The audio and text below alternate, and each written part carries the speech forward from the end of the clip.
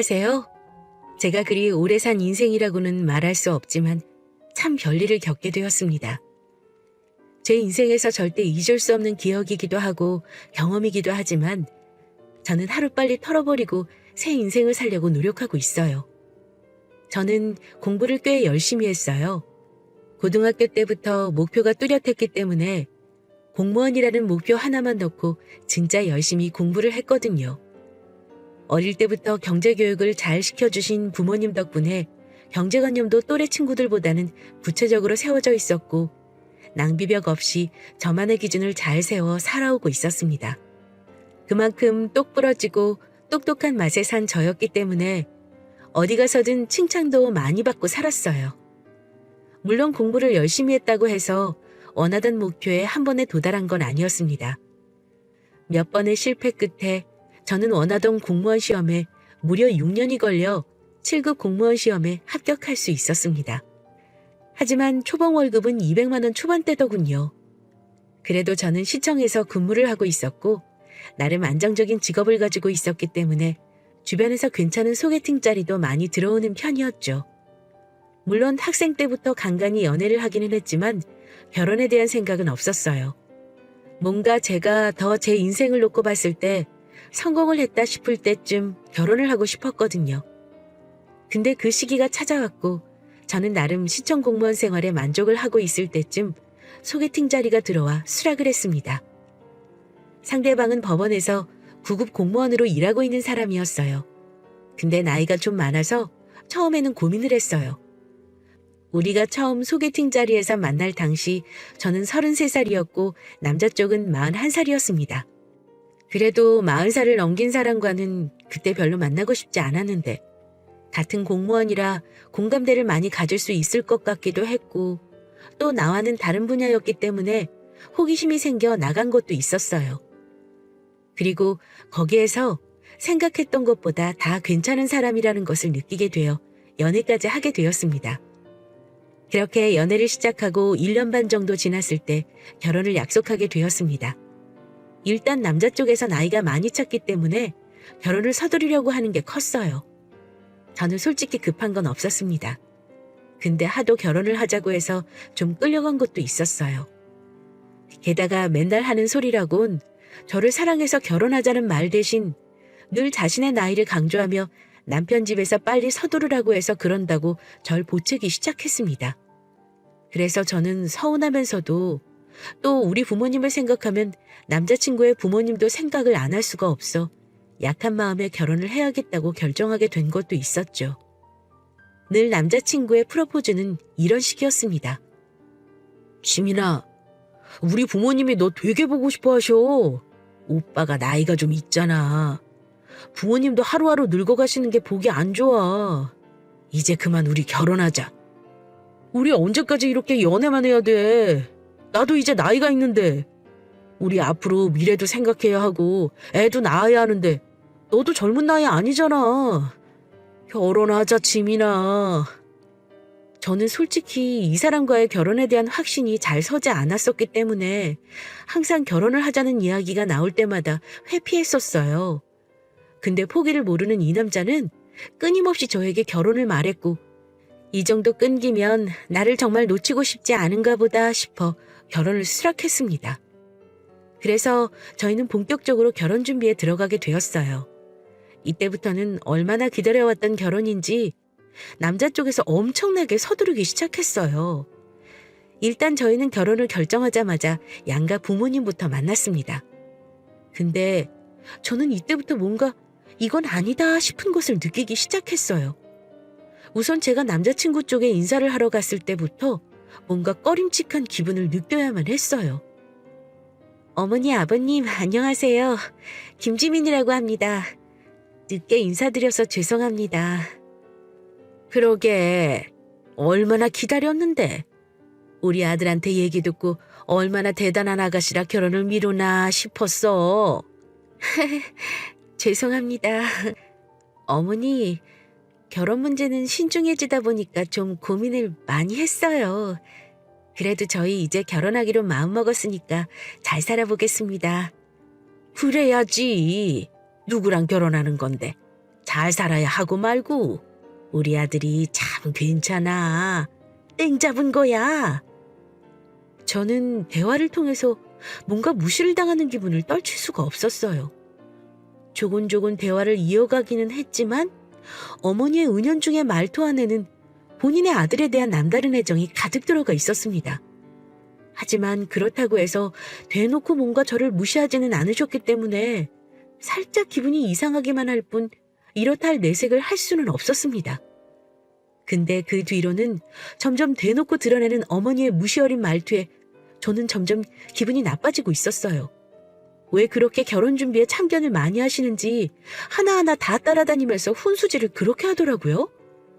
하지만 따라다니는 것까지는 그래도 참을만 했는데 같이 있으면서 저를 무시하는 태도에 점점 저는 기분이 나빠져 가고 있어 평소 당하고만 살지 않는 저는 하나둘 맞받아치기 시작했어요.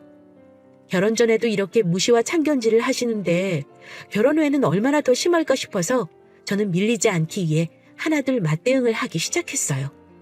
일단 어머니는 기본적으로 본인 아들이 최고인 분이셨습니다. 법원 공무원이 무슨 벼슬이라도 되는 듯이 굴면서 시청 공무원인 저를 깎아내리고 무시하는 걸 밥 먹듯이 하셨죠. 근데 얘, 너는 왜 그렇게 맨날 바쁘다니? 시청에서 하는 일이 뭐가 바쁘다고 그렇게 약속 시간을 못 맞춰? 우리 아들은 법 공부까지 하고 법 다루면서 일하는데도 딱딱 시간 맞춰 오는구만. 어머니, 시청에서도 할 일이 얼마나 많은데요. 그나마도 저 결혼 준비한다고 많이 양보해 주셔서 일찍 오는 거예요. 그리고 솔직히 말해서 저보다는 중현 씨가 더 많이 늦잖아요. 예, 그래도 남자가 바쁘면 이해를 해야지. 그래야 너 먹여 살리는 건데. 너는 그래봤자 시청 공무원이 뭐가 그렇게 할 말이 많니? 뭐니 해도 법 공부가 제일 어려운 법이야. 그런 사람이 결혼을 해준다고 하면 넙죽 와서 알아서 준비를 해도 모자랄 판에.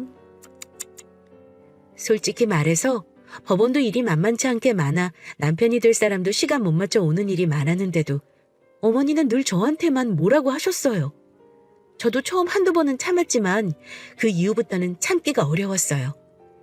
그리고 혼수를 준비할 때도 남자친구는 한창 바쁠 때 준비를 하던 시기라 야근을 밥 먹듯이 하던 시즌이 있었고 저 역시도 시간 내기가 어려웠지만 혼수들을 하나하나 장만해야 했기 때문에 시어머니 될 분과 함께 거의 매일 만나며 돌아다녔어요. 저희 친정엄마도 도와주시길 원했지만 저희 부모님은 식당을 운영하고 계셨기 때문에 시간 내는 게 쉽지 않았습니다. 그래서 가정주부인 시어머니와 맨날 붙어 다닐 수밖에 없었던 거였어요. 한 번은 가전제품을 쭉 둘러보러 갔을 때의 일입니다. 어머니, 오늘은 TV랑 냉장고, 세탁기, 청소기 같은 거 보면 될 것 같아요. 그래, 가보자. 그날은 제가 조금 늦었는데도 웬일인지 어머님은 저에게 뭐라고 하지 않으시고 곧바로 매장 안으로 들어가셨어요. 집은 먼저 남자 쪽에서 다 해결을 한 상황이었기 때문에 혼수는 오로지 다 저의 몫이었어요. 부모님은 외동딸인 저를 생각해서 좋은 것으로 해주고 싶다며 괜찮은 제품들로 사라고 하셨지만 저는 그래도 조금은 아끼고 싶은 마음이 있었습니다. 근데 어머님은 아니었어요. 봐도 꼭 좋은 것들로만 보셨죠. 예, 냉장고는 아무래도 이게 좋겠다. 그래도 집에서 냉장고가 좀 커야지만 이것저것 넣어놓고 먹을 것 아니야. 이거 좀 큰 것 같은데? 아니야. 부지런히 음식 만들어서 넣어놔. 애 배고픈 거 못 찾는 애니까 네가 알아서 챙겨놔야 밥 때 신경 안 쓰고 그때그때 먹는다. 냉장고를 고를 때도 어머니는 저보고 본인 아들 밥 챙기는 것만 생각해서 말씀하셨어요. 저는 거슬렸지만 일단은 넘어갔습니다. 문제는 김치냉장고였어요. 예, 요즘이 이 김치냉장고가 제일 최신에 나온 거라 좋다더라. 집이 넓어서 대용량으로는 들어가야 할 거야. 어머님, 근데 저희 둘이 사는데 김치 먹으면 얼마나 먹겠어요. 일단은 작은 거 사고 애기 낳으면서 식구 늘어나면 그때 더 좋은 걸로 사든지 할게요. 이미 냉장고도 큰 걸로 골랐잖아요. 어머? 무슨 소리야? 우리 아들이 김치를 얼마나 좋아하는데. 너도 만나서 매번 밥 같이 먹으니까 알 거 아니니. 얘는 김치 없으면 밥도 못 먹는 애야. 어머니는 이번에도 본인 아들 위주였습니다. 분명히 저희 집에 들어가기에는 터무니없이 용량이 큰데도 불구하고 어머니는 굳고 491리터짜리를 사야 한다고 고집을 피우셨어요. 그래도 이건 못 사요, 어머니. 집이 넓어도 들어갈 자리 없어요. 혼자서 무슨 1년 365일 밥 먹을 것도 아니고 김치가 그만큼 들어갈 것도 아니니까 이건 안 되겠어요. 죄송합니다. 야, 내가 집도 했으면 그에 맞는 물건들로 들여놔야 할 것 아냐? 명색이. 법 공무원인데 집에 집들이라도 들어와 봐라. 터무니없는 물건들 가져다 놓으면 뭐라고 생각하겠어, 사람들이. 적당한 거 잘 샀다고 생각하겠죠. 이건 안 돼요. 저 이것보다 더 작은 걸로 살게요. 대신에 몇 끼니마다 김치 안 떨어지게 잘 올려놓을 테니까 그건 걱정하지 마세요. 저의 고집에 어머니는 콧방귀를 뀌면서 다른 제품을 보러 가셨습니다. 저는 벌써부터 머리가 아픈 듯 했지만 일단은 김치 냉장고 하나는 제 고집을 지킨 것에 대해서 만족했어요. 그 이후로도 몇 번의 마찰이 있었지만 적당히 제가 사야 할 것은 사고 거부할 것은 거부하면서 잘 마무리했습니다. 근데 지치지 않는 어머니의 무시근성은 거기에서 그치지 않고 점점 도를 넘어가고 있었습니다. 결혼 준비가 어느 정도 마무리되어 갈 때쯤이었어요. 결혼을 거의 한 달을 앞두고 있었을 때였어요. 예비 시아버지의 생신이 다가왔고 남자친구는 저를 가족 식사에 초대했어요. 그리고 그날 진짜 얼토당토 않는 말을 예비 시모에게 들었습니다. 한창 밥을 먹고 있을 때였어요. 고급 소고기집에서 나름 만족하며 밥을 먹고 있는데 대뜸 시어머니가 한마디를 건네셨습니다. 예, 니네 결혼하면 경제권은 남편한테 줘라. 명색이 박간이라는 사람인데 창피하게 아내한테 용돈 받아가면서 산다고 말할 수는 없잖니? 게다가 법 공부하느라 똑똑하게 관리 잘할 거야. 어머니, 그런 건 저희가 알아서 할게요. 저도 시청에서 돈 만지는 일 수도 없이 해요. 오히려 회계 관리는 제가 더 잘하니까 그건 저희가 상의하면서 결정하면 될 것 같아요. 이게 또 꼬박꼬박 말대꾸 하네? 그걸 누가 몰라서 얘기한다니? 그래도 법 공부가 얼마나 어려운 건데. 너보다는 우리 아들 머리가 더 똑똑해. 어머니, 여기에서 또 그 얘기가 왜 나와요? 그렇게 따지면 직급은 제가 더 높아요. 저는 시청에서 7급 공무원으로 일하지만 이 사람은 아직 9급 공무원이잖아요. 게다가 늦게 공부해서 들어간 사람이라 호봉제 다 따져도 제 월급 못 따라와요. 7급 공무원 아무나 되는 줄 아세요? 너 지금 말 다 했니? 그래도 어디 법 공부하는 게 쉬운 줄 알아? 누가 쉽다고 했나요, 어머니? 법 공부 어렵게 하는 것만큼이나 7급 공무원 되는 것도 쉽지 않다고 말씀드린 것뿐이에요. 그래, 너 잘나서 좋겠다. 어머님은 제 말발에 이기지는 못하셨어요. 저도 어디 가서 말로는 지는 성격이 아니었기 때문에 이번에도 어머님의 무시에 호락호락하게 넘어가지 않았습니다. 하지만 거기에서 어머니의 만행은 그치지 않았어요. 진짜 최악까지 경험하고 나서 저는 특단의 조치를 취했어요. 살벌한 기싸움이 끝난 후에 식사 자리가 여차저차 해서 끝났습니다. 언제나 시어머니와의 만남은 불편했지만 그날만큼은 저도 기분이 썩 좋지 않았어요. 근데 더 가관인 사건이 일어나게 된 거죠. 어머니는 계산하는 자리에서 다짜고짜 저에게 얼토당토 않는 요구를 하셨습니다. 예, 너 월급 많다고 했지? 오늘 네 예비 시아버지 될 사람 위해서 만난 자리니까 한번 사. 밥값도 생각보다 얼마 안 나왔네. 네? 아니 갑자기 계산을 하라고요? 어머니 밥값만 40만 원인데요. 그래. 왜? 어렵니? 네 남편 될 사람보다 월급 많이 받는다고 요새 떨 때는 언제고 이거 내는 거 아까워? 그래? 나도 좀 얻어먹어보자. 돈 많은 며느리한테. 그건 싫은데요.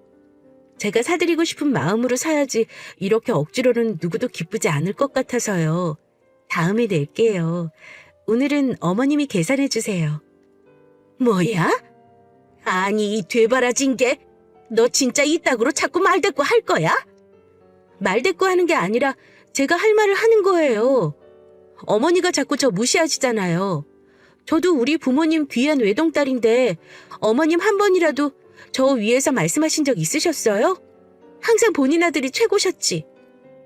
저는 이번에는 지지 않고 큰 소리를 내며 맞대응 쳤습니다. 그러자 어머니도 흥분하는 게 점점 느껴졌어요. 이게 진짜... 야, 너 말이면 다인 줄 알아? 이게 어디서 자꾸 말대꾸야, 말대꾸는! 어머니는 결국 본인 분에 못 참아 저의 뺨을 때리셨습니다. 저는 너무나 어이가 없어서 참지 않고 더 화를 냈어요. 지금 저 때리셨어요? 어디다가 손찌검을 하시는 거예요? 제가 화를 내자 갑자기 옆에 있다가 안절부절하던 남자친구는 제가 어머니에게 더 화를 내는 모습을 보더니 이 일을 빨리 수습해야겠다고만 생각을 했는지 몰라도 본인 엄마 편을 들면서 저를 나무랐습니다. 야, 너 제정신이야? 어떻게 어른한테 큰 소리를 쳐? 얼른 죄송하다고 말씀드려. 그게 무슨 버릇없는 태도냐고. 뭐야? 오빠는 지금 내가 어머니한테 뺨 맞은 거 보고도 그런 소리가 나와? 그래도 어른이 말씀하시면 들어야 할 것 아니야. 내가 왜? 나도 인격 있는 사람이라 무시당하면 열받아. 이게 진짜 끝까지. 야, 이 싸가지 없는 년아. 그냥 잘못했다고 빌라고. 남자친구는 제가 수그리지 않자 이번엔 진짜로 흥분을 했는지 욕을 해대기 시작했습니다. 저는 어이가 없는 데다 너무 열받아 제가 예비시모에게 당한 것처럼 남자친구의 뺨을 때려버리고 말았어요. 그리고는 그 자리를 박차고 나와버렸고 그 다음날 남자친구를 만나지도 않은 채 문자로 파혼을 통보해버렸죠. 나 너 같은 새끼랑 결혼 못해. 니네 집구석도 다 싫으니까 파혼해. 절대 연락하지 마. 저는 딱 이 문장 하나 남겨놓고는 그와의 파혼을 주장했습니다. 예비 남편은 저희 집 앞까지 찾아와서 미안하다고 빌어댔어요. 지민아! 뭐야? 왜 찾아와? 연락도 하지 말라고 했는데 여기가 어디라고 와? 미안해. 내가 잘못했어. 그깟 욕 한 번 했다고 이렇게 파혼하는 게 어딨어. 제정신이야? 제정신이니까 파혼하지. 어떤 정신 멀쩡한 년이 너 같은 거랑 결혼하니? 절대 안 할 거니까 꺼져. 저는 매몰차게 저를 찾아온 남자친구를 홀대했고 파혼하자는 의지를 꺾지 않았습니다. 그 뒤로도 몇 번이나 찾아와 애절하게 용서를 구했지만 저는 받아주지 않았어요. 그랬더니 완전히 식음을 전폐하기 시작했다고 하더라고요. 완전히 폐인이 되어 직장에도 나가지 않는다는 소리를 시어머니를 통해서 들었습니다. 저는 그쪽과는 어떤 연락도 받지 않았었어요. 그렇게 하니까 집으로 찾아오더라고요. 예! 여긴 어쩐 일이세요? 다 끝난 얘기 아니었나요? 다 끝나긴. 너 때문에 지금 우리 아들이 어떻게 되는지 알아? 당장 책임져. 밥도 안 먹고 직장도 안 나가고 얼마나 폐인처럼 살고 있는데 너는 아주 그냥 때깔이 다 좋아 보인다. 그럼 제가 아줌마 아들 때문에 울어야 할 일이 있나요? 저는 오히려 속편하니까 다시는 찾아오지 마시고 그쪽한테도 제발 정신 차리고 인생 제대로 살라고 전해주세요. 이게 진짜... 또 흥분해서 저에게다가 머리끄댕이라도 잡을 것처럼 액션을 취하는 예비 시어머니였던 사람을 냅두고 저는 얼른 집으로 들어와 버렸습니다. 하지만 그 뒤로도 그 악연은 쉽게 끊어지질 않았어요. 진짜로 저 때문에 폐인 생활을 하고 있었는지 전 남자친구는 완전히 몰골이 엉망이 된 채 저희 집 앞에 계속해서 찾아왔습니다. 왜 또 왔어? 오지 말라고 했잖아. 지민아, 내가 이렇게 빌게. 제발 나한테 다시 돌아와줘. 싫다고 했잖아. 자꾸 이렇게 찾아오면 나 경찰에 신고할 거니까 알아서 해. 저는 몇 번이고 화를 내며 되돌려보냈지만 소용없었습니다. 급기야는 저를 미행까지 했었는지 제가 그날 누구를 만났는지까지 언급하며 간섭하기 시작했어요. 너 오늘 그 시청 선배라는 인간 만나서 놀았지? 무슨 얘기했어? 그 새끼랑 뭐 했냐고? 왜 이래? 왜 또 와서 행패야? 너 오늘 나 미행했니? 어디까지 따라왔던 건데? 내가 네가 가는데 못 갈 게 어디 있는데. 이리 와. 네가 감히 나 말고 딴 새끼를 만나? 전 남자친구는 급기야 흥분을 감추지 못하더니 저에게 성큼성큼 다가와 주먹으로 제 얼굴과 몸을 때리기 시작했습니다. 네가 감히 딴 새끼를 만나냐고. 나는 이렇게 힘들어하고 있는데. 그만해. 저의 간절한 외침에도 폭력은 끊어지지 않았습니다. 밤중이라 집 앞에 다니는 사람이 별로 없어서 거의 10분을 참았다가 저도 반항할 힘이 다 빠져갈 때쯤 주변에서 저희 비명소리를 들었던 주민들이 나와 경찰에 신고를 해 멈출 수 있었어요. 현행범으로 잡힌 전 남자친구는 그대로 연행되어 파출소로 끌려갔고 저는 그날의 충격에서 벗어나는 게 힘들어 병원 치료와 함께 정신과도 함께 다녀야만 했습니다. 그 사건 이후로 저 역시 멘탈이 완전히 무너져 정상적인 생활을 하기가 어려웠어요. 그래서 시청에도 질병휴직을 내고 치료에 전념을 했죠. 그리고 전 남자친구와는 합의를 해주지 않았습니다.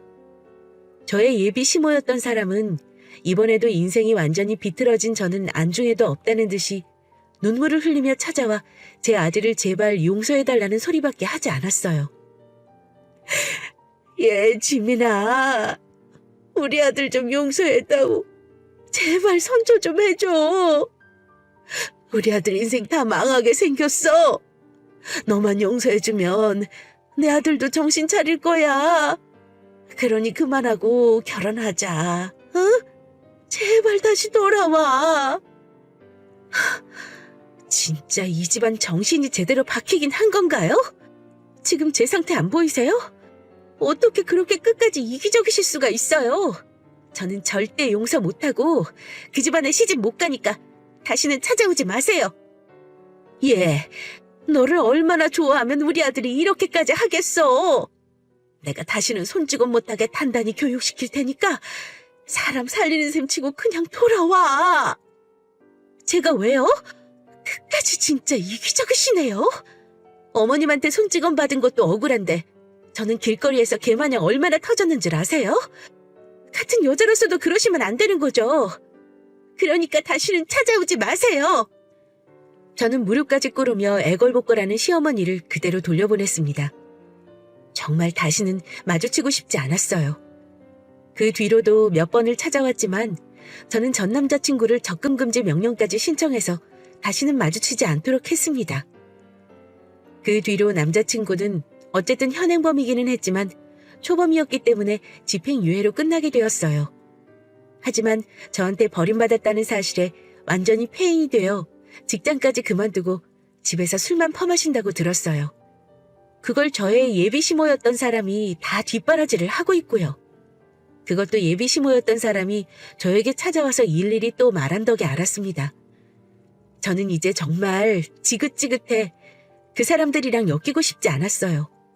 그래서 더 이상은 찾아오지 못하게 이사까지 가버렸어요. 제 아들이 가장 대단하고 위대했던 예비시모란 사람은 결국 폐인이 된 40 넘은 아들을 뒷바라지하며 지내고 있겠죠.